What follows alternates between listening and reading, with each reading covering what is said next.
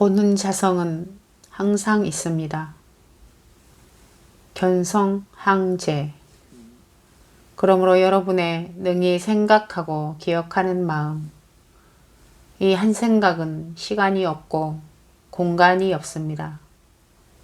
이 도리를 파악해야 합니다. 배고파 밥 먹었다는 사실을 당신은 어제도 알고 오늘도 알고 내일도 아는데, 이 능히 아는 자성은 시간이 없습니다. 전생과 후생이 없습니다. 영기성 공입니다. 각자 다른 외모가 있습니다. 모두 도가변에 나온 현상입니다. 능히 온갖 외모를 변화시키는 것은 보리 자성입니다. 하지만 아무도 미혹한 적이 없는데 어떤 사람이 깨닫지 못하겠습니까? 이것은 마치 예전에 어떤 스님이 저에게 왜 출가하지 않느냐고 묻기에 제가 말하기를, 저는 지금까지 집에 들어간 적도 없는데 어디로부터 나가겠습니까? 라고 한 것과 마찬가지입니다. 한 번 나가고 한 번 들어오는 것은 중생 자신의 분별일 뿐입니다. 심성의 체는 본래 불생불멸입니다. 그러한데 어디 도심이 물러난 사람이 있겠습니까? 그렇지만 제가 보충하겠습니다. 유마거사는 심성의 체를 말합니다. 그런데 우리 중생들은 아직 심성의 체를 증득하지 못했으니 허풍 떨어서는 안 됩니다. 발심은 불교의 명사인데 도를 깨달아야 비로소 진정으로 발심이라고 합니다. 심지를 발명한 것이기 때문입니다. 당신더러 동전 두세 개 내라는 의미가 아닙니다. 그것은 돈을 내려는 마음을 일으킨 것입니다. 진정으로 안욕따라 삼맥삼보리심을 일으킨다는 것은 자기의 심지를 발명하는 것입니다. 명심견성하여 대철대오 하는 것입니다. 여기에서 제가 특별히 화제 하나를 삽입하겠습니다. 학우들은 평소에 선관이나 유식 같은 수중 방면의 수업 과정을 학습하거나 듣습니다. 수행 증득하여 성불하는 공부는 이렇게 어려운데 유마경은 왜 이렇게 쉽게 말하는 것일까요? 여러분들도 한번 보자마자 곧 이해할 수 있다고 느끼십니까? 무엇보다도 이 문제에 주의를 기울여야 합니다. 그렇지 않으면 다 잘못했습니다. 유마경에서 말하는 것은 모두 제1의입니다. 오늘날의 말로 하면 형이상도의 최고의 점을 얘기한 것입니다. 선종에서 말하는 도노성불 법문과 같습니다. 본경전에 나오는 부처님의 10대 제자들은 모두 이미 아라한 과위를 성취한 사람들입니다. 그런데 그들은 누구나 유마거사의 훈계를 받고 꾸지람을 당했습니다. 그 이유가 어디에 있을까요? 견지에 대한 문제입니다.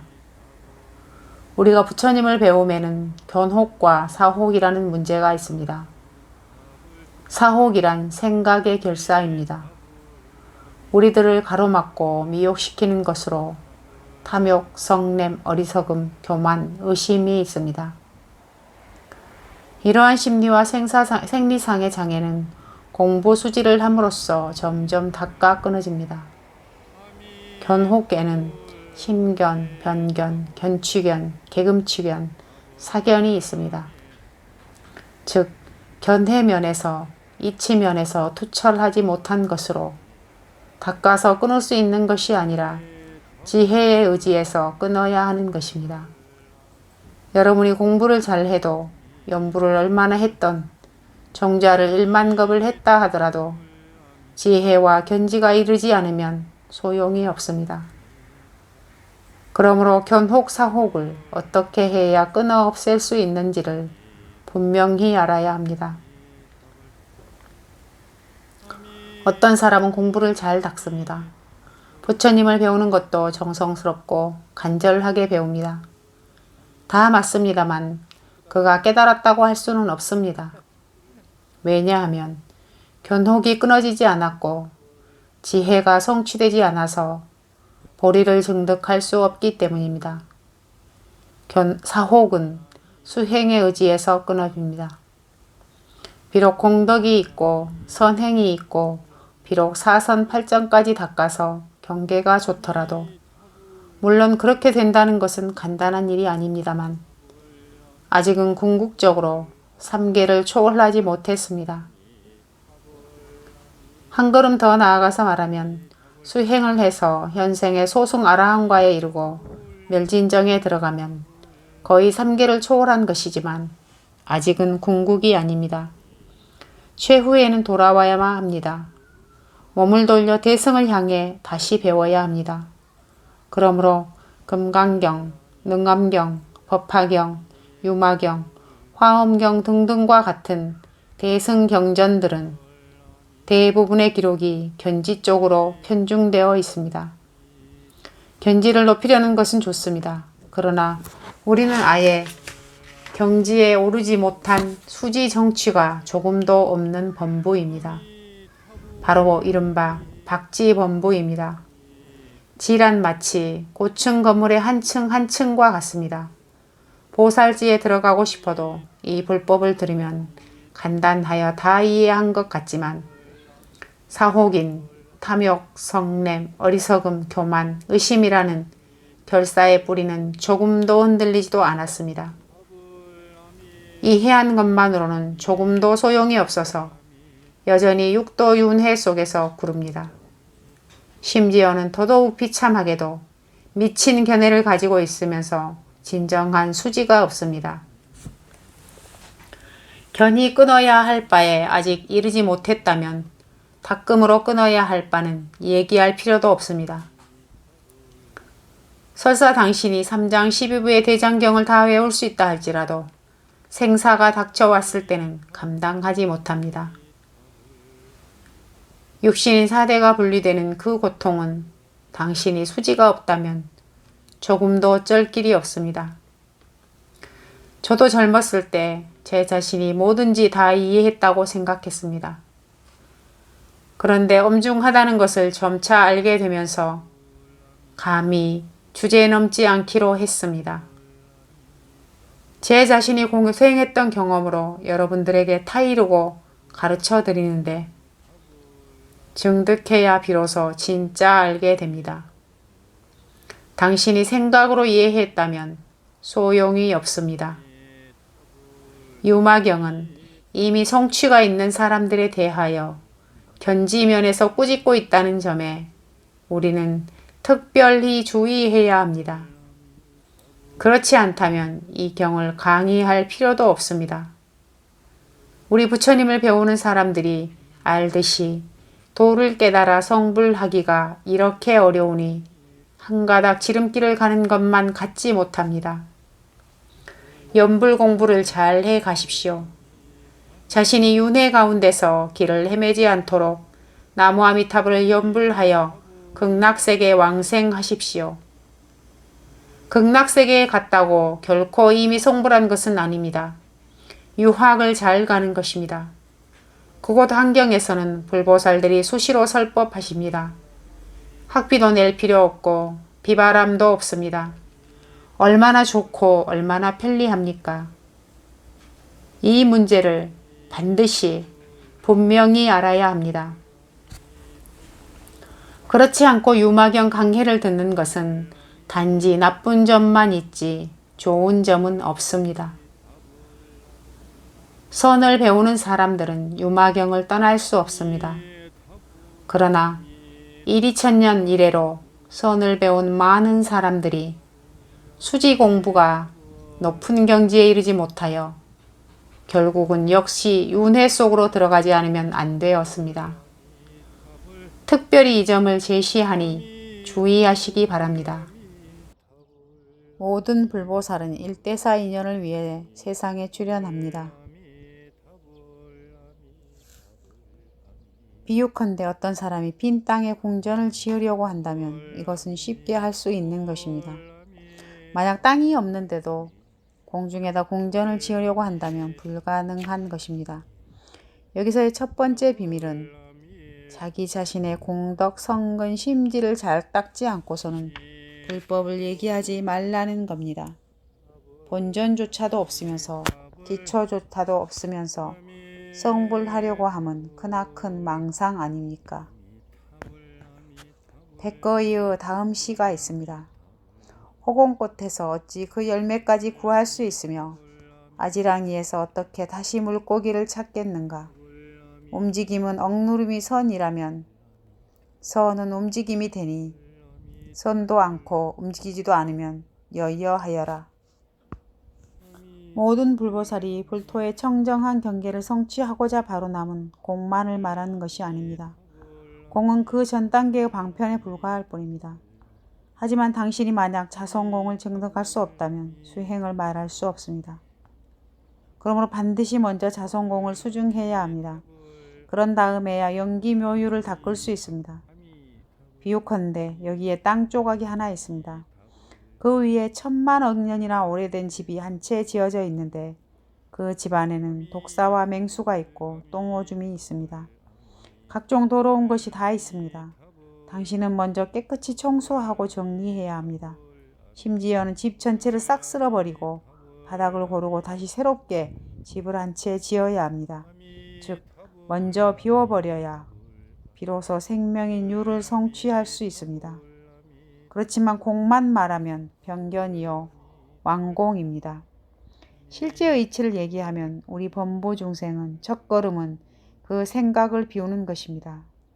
제6의식의 망념, 업력의 습기를 비우는 것입니다. 서서히 영향을 미쳐서 비로소 제7의식인 아집을 비워버려서 나도 남도 다 공하게 됩니다. 마지막에는 무시일의 제8아래의식의 습기도 비워버리고 정정해야 합니다. 공과 청정함은 일체의 양면입니다.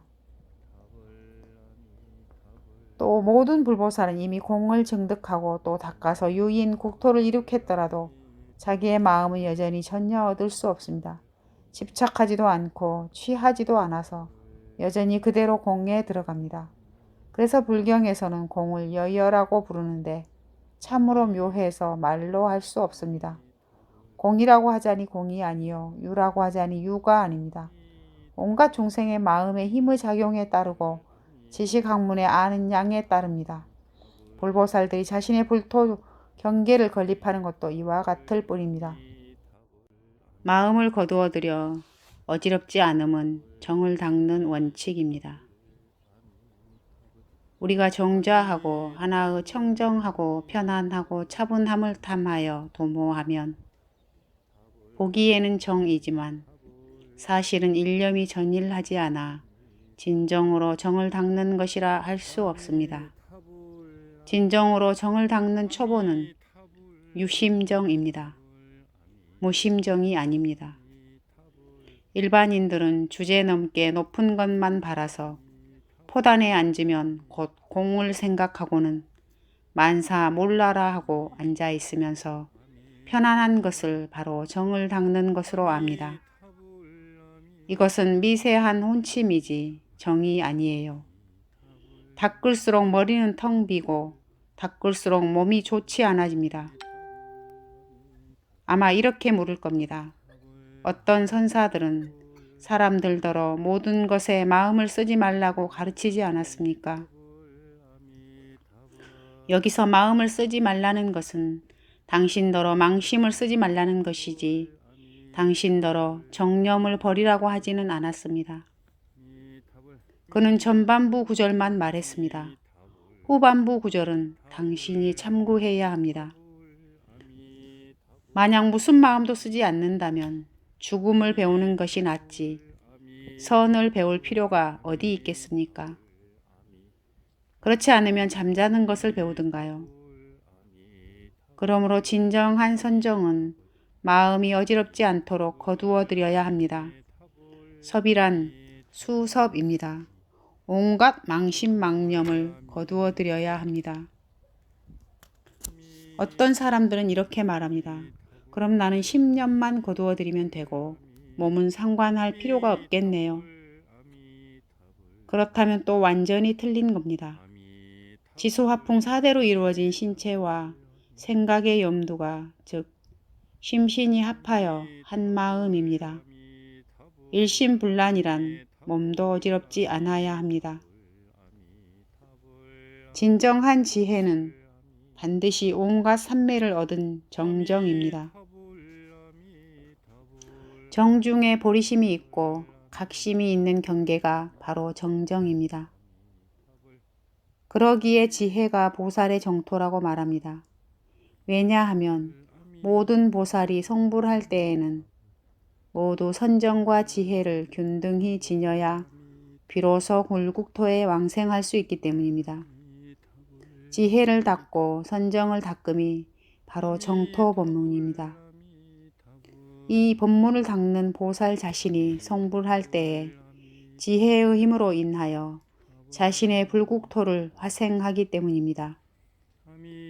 불국토에 와서 태어남은 중생이 불국토의 왕생함을 가리킬 뿐만 아니라 보살 자신이 불국토를 화생함도 가리킨다는 사실을 여기서 특별히 분명하게 설명드립니다. 인연을 설하다. 유마경 원문. 모든 법은 유도 아니고 무도 아니면서 인연으로 모든 법이 생겨나며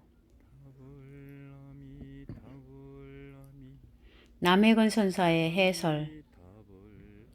부처님은 온갖 법을 설하시는데 대승, 소승, 현교, 밀교, 3장 12분교이든 간에 온갖 것을 설하시되 유에도 집착하지 않고 공에도 집착하지 않습니다.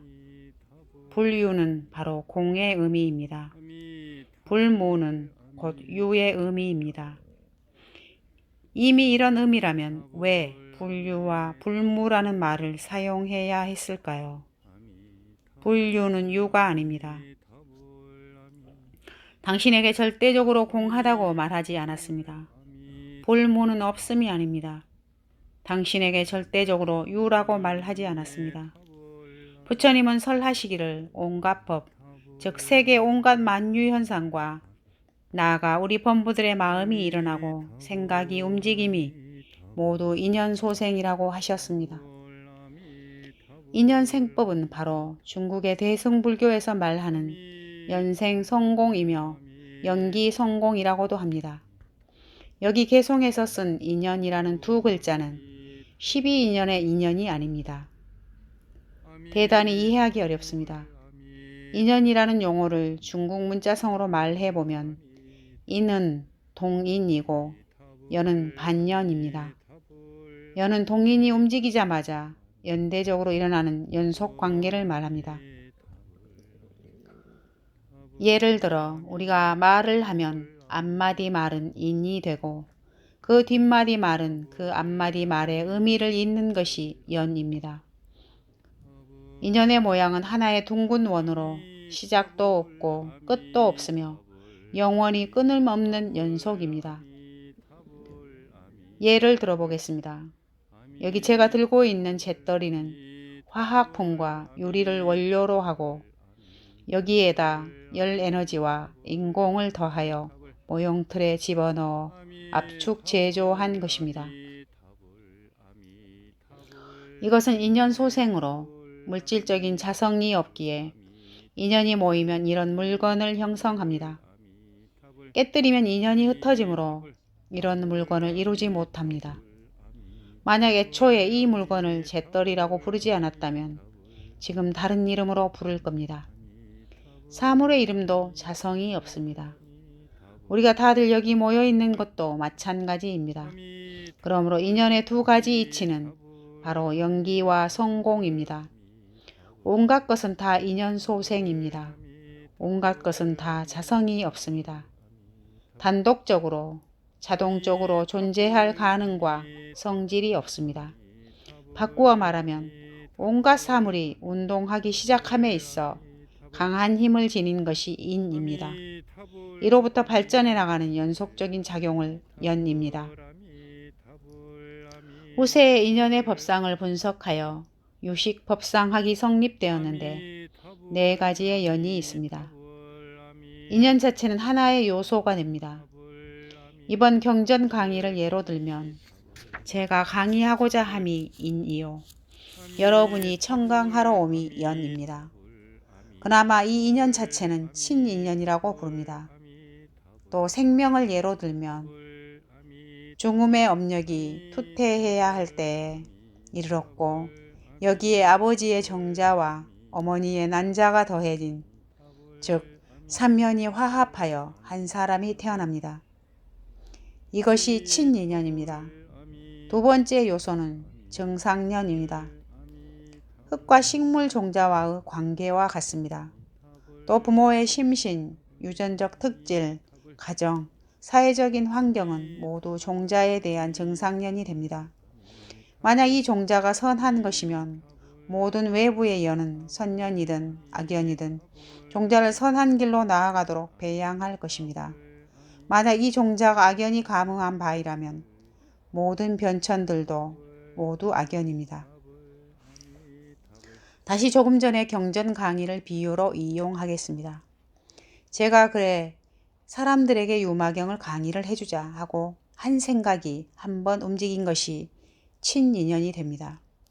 이런 강한 힘을 지닌 생각의 움직임이 경전 강의 통지를 보내고 연이 있는 여러분이 함께 모이게 되어 있어 바로 여기에 있게 됩니다.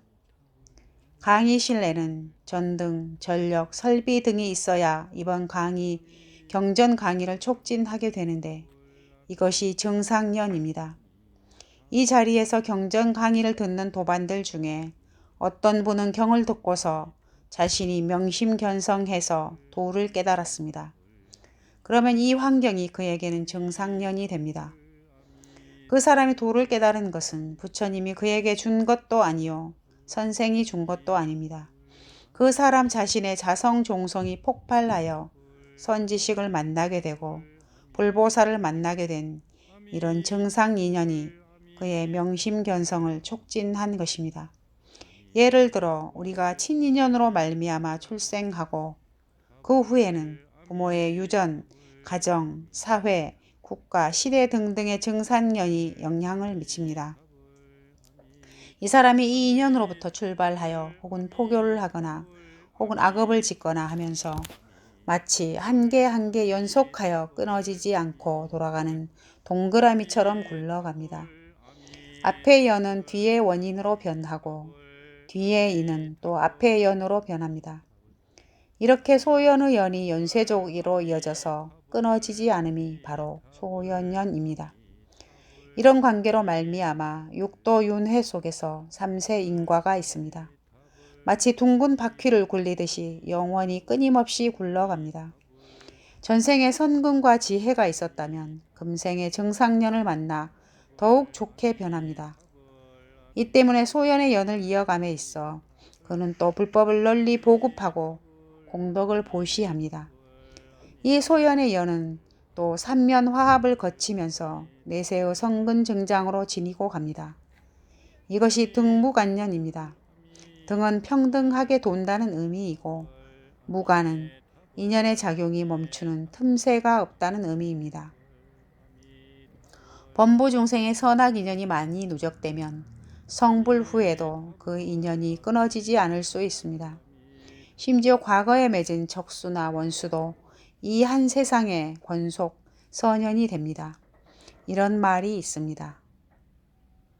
아직 성불하지 못했다면 먼저 사람들과의 연을 맺으라.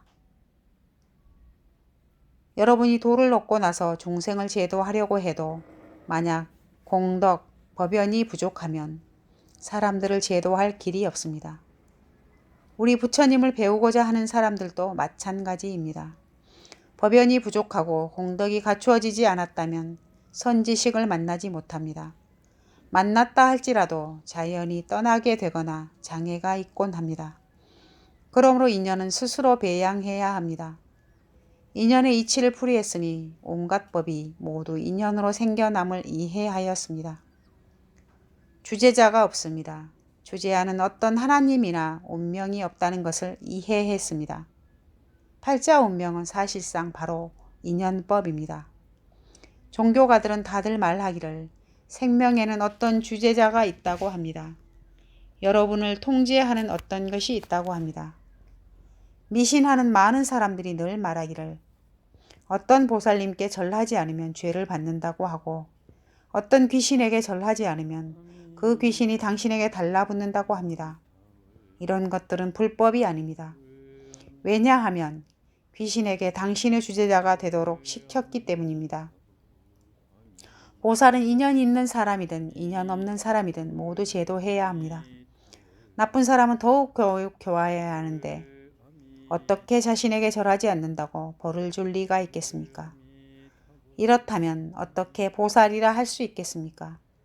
초인적인 주제자는 그만두고라도 나이 많은 사람이거나 도덕적 수양이 있는 사람조차도 남을 포용할 수 있는데 설마 보살이 그런 도량에조차도 비교가 못하겠습니까?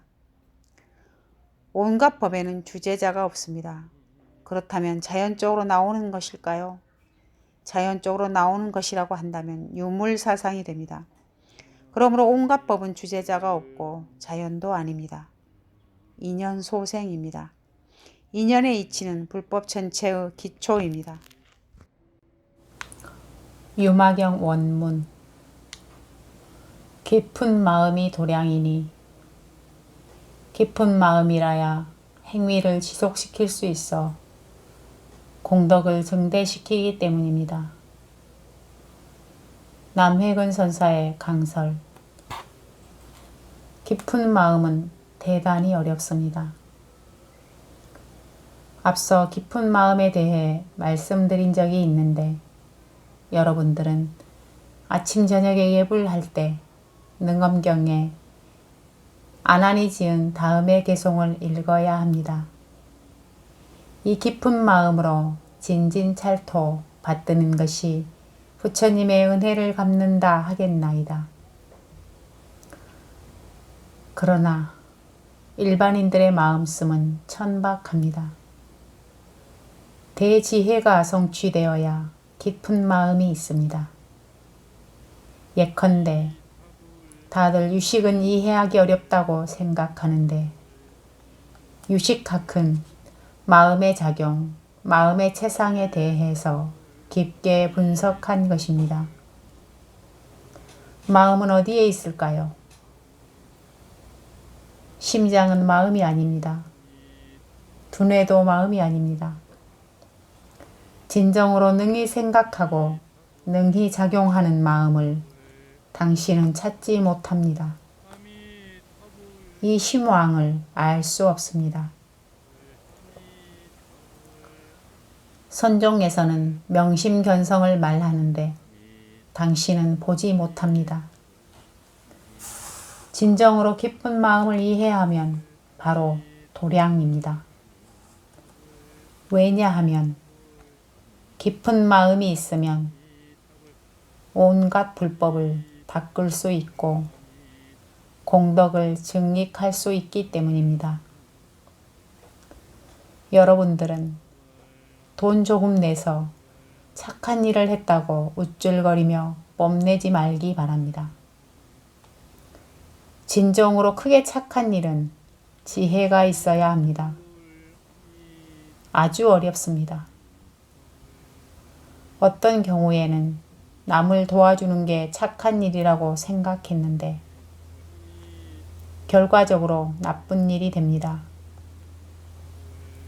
어떤 때는 남을 도와주지 않는 것이 보기에는 나쁜 일 같지만 오히려 착한 일이 됩니다. 이러한 처리는 깊은 마음에 의지해야 합니다. 그러므로 깊은 마음은 지혜의 성취입니다. 도량은 유형적인 것이 아닙니다. 오직 절만이 도량인 것은 아닙니다. 원문. 인욕이 도량이니 대자비심에서 자신이 겪는 모든 환경적 고통이나 뜻과 같지 않은 일을 참고 견뎌서 온갖 중생에 대하여 마음에 꺼리낌이 없기 때문입니다. 강설. 제가 늘 하는 말 한마디인데 뭐든지 다 견딜 수 있지만 오직 분함은 못 견딥니다. 남의 모욕을 못 견딥니다. 여러분들은 뭐든지 다 저를 배워도 좋지만 이 말은 배우지 마십시오. 배우면 독약으로 변합니다. 분함을 참지 않는다는 말은 특정한 사람을 교육할 때 쓰는 방편입니다. 사실 어떤 사람도 저에게 분함을 주는 사람은 없습니다. 다들 부처님을 배우면 배울수록 성깔이 대단해지는 것 같습니다. 모두들 성현보살의 기준 잣대로 남들을 바라봅니다. 그래서 이것도 못마땅하고 저것도 못마땅하게 여기면서도 자신은 반성하지 않습니다. 반성하지 않기 때문에 인욕도 하지 않습니다. 인욕이란 억지로 참는 것이 아닙니다. 대인욕이란 대자비입니다. 참을 필요가 없습니다. 그래서 인욕에서의 욕은 결코 남이 당신을 모욕하는 그런 모욕이 아닙니다. 우리들 인생 운명의 환경적 고통이나 자기 뜻과 같지 않은 온갖 것은 모두 욕에 해당하고 모두 인욕의 범위에 들어갑니다. 진정으로 부처님을 배운다면 상관없을 것입니다. 마땅히 처리해야 할 대로 처리하는 것입니다. 정말로 이런 대승적인 인욕을 실천하면 욕을 당한다고 느끼지 않을 것입니다. 다시 말해 그 욕은 도량이 됩니다. 마음속으로 온갖 중생에 대해서 꺼리낌이 없습니다. 당신과 내가 같다고 봅니다. 원수도 친한 사람처럼 봅니다. 이렇게 하면 자연히 번뇌하지 않을 것입니다. 바꾸어 말하면 어떻게 대승인욕을 닦을까요? 바로 온갖 중생에 대하여 마음에 꺼리낌이 없음. 이것을 인욕도량이라 한다 입니다. 이것은 한폭의 좋은 대련이기도 합니다. 정진이 도량이니 부지런히 수행해야 복덕과 지혜를 원만히 완성할 수 있으므로 게을러 물러서지 않기 때문입니다. 강설. 대승도를 배우는 사람은 법에 있어서 언제나 정진합니다. 정진이란 용맹스럽게 공부하는 것입니다. 해태란 자기 자신의 게으름을 용서하는 것입니다. 진정으로 정진하는 사람은 해태하지 않을 것입니다.